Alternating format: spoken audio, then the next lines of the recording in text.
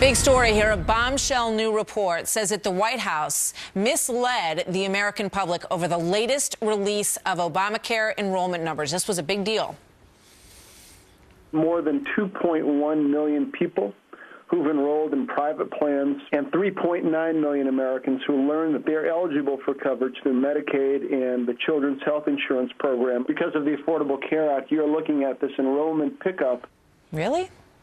According to a new report, extensive report with lots of numbers and charts that came out from Real Clear Politics, in reality, that number only reached about 380,000 new Medicaid enrollees. That's a far cry from the nearly 4 million that the White House has claimed. Joining us by phone is Megyn Kelly, anchor of the Kelly File. Good morning, Megyn. You did a big piece on this last night.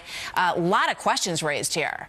Hi, Martha. Hi, Bill. Yes, I mean, it's yet another instance of the administration just misleading on its signature health care law.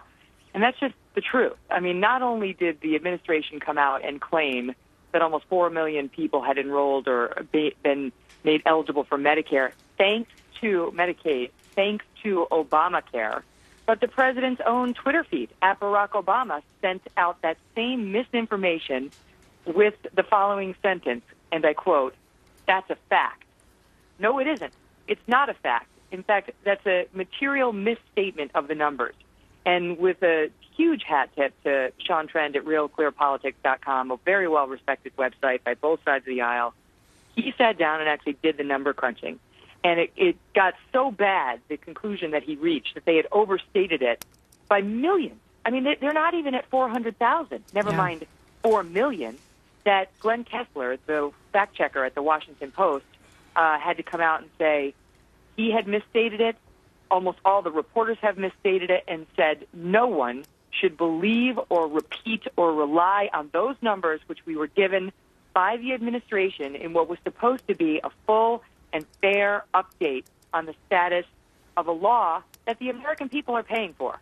Yeah, you know, I mean, it comes down to the fact that a lot of people roll into Medicaid, you know, automatically. In many of these cases, they would have been rolling into Medicaid, you know, just as a matter of course, and not related to the Affordable Care Act at all. Then you've got the issue of the states that chose not to be part of this Medicaid expansion in their own state. And he sifted through all of these, and that's basically how he came to this conclusion, correct?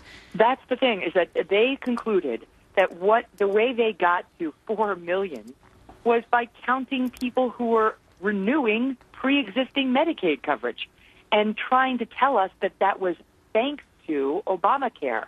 Not true. There's no proof of that, no proof whatsoever. In fact, we won't know until the end of March how many people are getting expanded Medicaid coverage thanks to Obamacare. That's the language the administration has used. They don't have the figures. And once again, rather than just coming out and saying, we don't know, or leveling with us on what the real numbers are, they choose what we used to call in the law puffery, which is, you know, those over-the-top statements sometimes advertisers make. And this is a material misstatement. People need to know what the real numbers are because, Martha, separate and apart from the Medicaid misstatement, we still don't know whether the 2.2 million who they claim have enrolled on the exchange is real. And there was testimony to that effect yesterday, talking about how we still have no idea how many people have paid.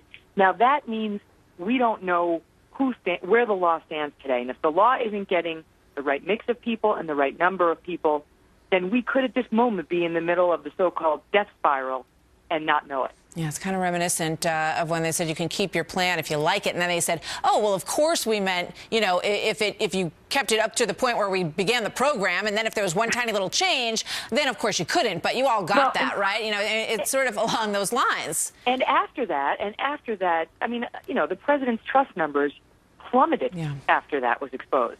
And so he came out and held a presser and talked about his understanding of the need for honesty and the need to be straightforward when discussing this major law that affects 1/6 of the U.S. economy, not to mention people's health care. I mean, it's a very private, personal thing.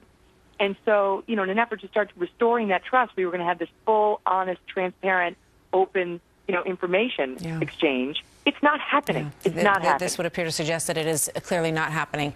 The Washington Post called that Medicaid claim ridiculous. Yeah. All right, we want to switch gears with you here for just a second and remind the viewers of this moment from the past.